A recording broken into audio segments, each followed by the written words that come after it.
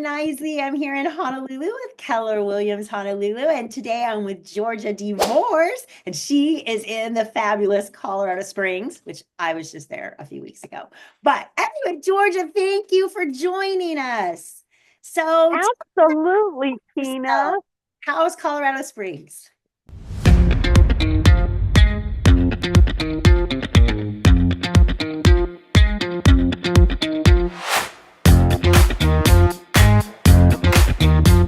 Oh, Colorado Springs is beautiful. So I am a native of Colorado Springs. Um, Earlier today, I wanted to sit outside here so they could see Pikes Peak behind me and our beautiful blue sky. But the weather always has other plans here. So for Colorado natives, we like to look at it as it is a variety, and we love variety. But for most people, they call it bipolar. Yeah, I can change in an instant. It was a little chilly when I was there, but still beautiful, but chilly. That's relative where I come from, right? Yeah, and I always tell people when they're relocating here, and I have a jacket on now. I always tell people when they're relocating here to dress in layers because early in the morning you need a jacket. In the afternoon, you'll be peeling layers off, and then in the evening, you'll be putting a jacket back on. Our temperatures can fluctuate sometimes about 50 degrees. So there's a big difference. So wow. So now what's the market in Colorado Springs? My daughter did just do an assumption there. There's quite a few assumptions there, and the gap was relatively small compared to us. She had a 20K gap in her assumption. So that's fabulous for military people. Oh, that is fabulous. Yeah. So the market is kind of all over the board. I am seeing multiple offers on properties that are above 800,000. That has been my personal experience. Properties that are under 600,000 are not moving as quickly. And when you stop to think about it, those would be a lot of first-time home buyers, people entering the market. And so they don't have as much equity in a property, or if they're first-time home buyers, they don't have as many funds available to them so that they could go ahead and um, jump into the market. So you're not seeing as many multiple offers in that price range. Wow, that is unusual. So but now, so what's kind of the average price point there then? Is it dependent on area or what Well, average? it's yeah, it's somewhat dependent on area. So we are fortunate because our multiple listing system, they always do an average. I want to say it's setting in the mid 500s right now. Oh, okay. So yeah, so that's not bad. That's affordable. So what are the primary people that are moving to Colorado Springs? We are a large military town. We have 5 military bases here. So our market is very transient. Also, our market does not drop as much as other areas in the country for the fact that we are a military town. And so those military people all need a home when they're PCS somewhere new. And it's a beautiful place to live. Yes. Well, I was there. It is gorgeous. So what are some of the fun things that people can do there? Oh, there are so many things to do here. So I am a big hiker, and I always suggest to people when they move here to download the Coatrex app because the app tells you what type of a trail it is, shows trailhead, it shows bathrooms, it shows if pets are allowed or if children would be able to hike that area. What is this app called? It's called Coatrex. Code? It's Cotrex. Yes. So there's I can walk out my front door, walk across the street, and there are 70 acres for me to hike in. Wow. So it's wonderful. I am within probably 3 miles of 4 different trails. Oh, So it makes it really nice. A lot of our trails connect. A lot of people that live here are very outdoorsy. So that's one of the things they can do. Another thing, if people have children, there is a a penny arcade. It's located in Old Colorado City. Uh, so some people think that's a different town, but for us natives, we consider that the west side of town. There are also neighborhoods. Some neighborhoods have fitness centers and community centers. There's a couple small lakes. There's one on the east side of town that is a lake that was recently built in Wolf Ranch. There's also one north of me here, about 15 minutes away. It's in the Tri Lakes area, which is um, Palmer Lake and Monument, that area of town. wow.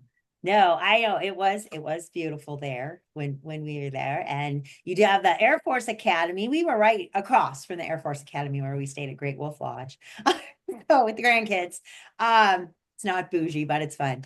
But yeah. So what about restaurants and that kind of thing? Is it a foodie place or Oh, it is a foodie place. So not only are there a lot of great restaurants here, but there are food trucks here. oh, And in many of the shopping centers during the summertime, they put on concerts. And some of the food trucks will arrive at some of those concerts. So there's a wide array of fabulous food here. There's a great Vietnamese restaurant in downtown Colorado Springs. There are several Mexican restaurants throughout. One of our favorite restaurants is an Italian restaurant on the west side of town, and it is Paravicini. They have fabulous Italian food. Their sauce, actually, I would have to say beats my sauces. That's oh. something that I generally don't say. So yeah. So what else should people know about Colorado Springs if they want to move there? Well, if you want to move here, prior to coming here, I always suggest that people start drinking plenty of water so that they don't get high altitude. Oh, So that's one of the top things. Yeah, because you can hike up the mountains behind me. There is actually trails to get to the top of the what us locals call the incline.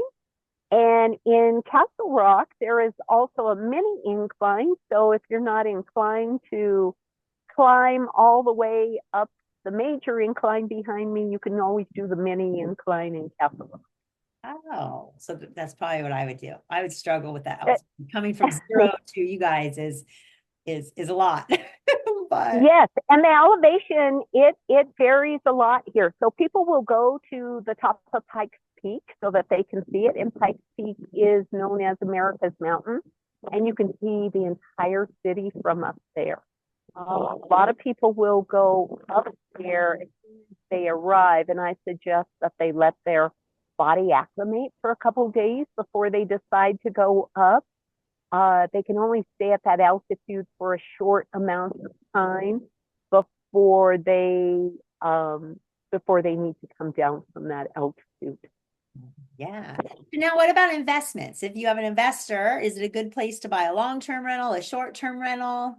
What's the market there Well, for investments? our short-term rentals, there were some laws that were passed here, so they need to be 150 feet away from each other because there were many complaints, and they have to comply with the number of people per bedroom. So they only allow two people per sleeping area. So if there's an But Airbnb next to you, then you can't make your home an Airbnb because it's not 100. exactly. Oh, that's a good way to, I guess, limit them without taking them totally away. I guess. Yes. And so, as far as investors go, there's some great deals here.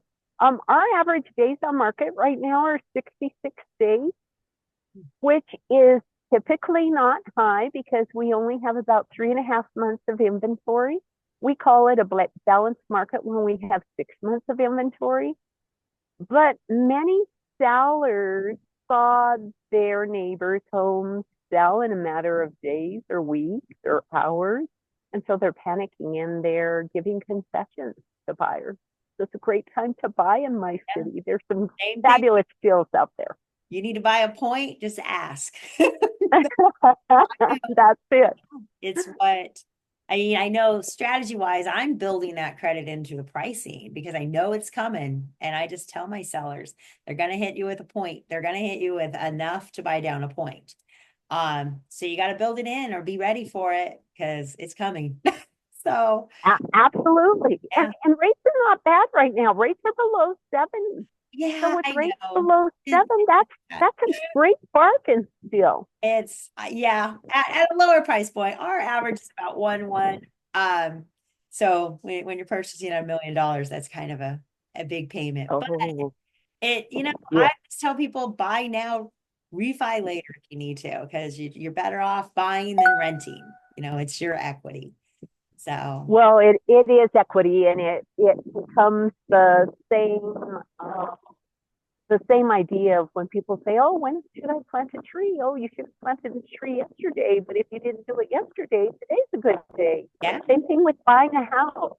No sense in paying rent and helping somebody else build wealth. Build your own wealth. Yeah. So, and there are, I know you have the assumables for the military there. Yeah. I said earlier, we talked earlier, my daughter did get an assumable with a $20,000 gap. So that's totally doable.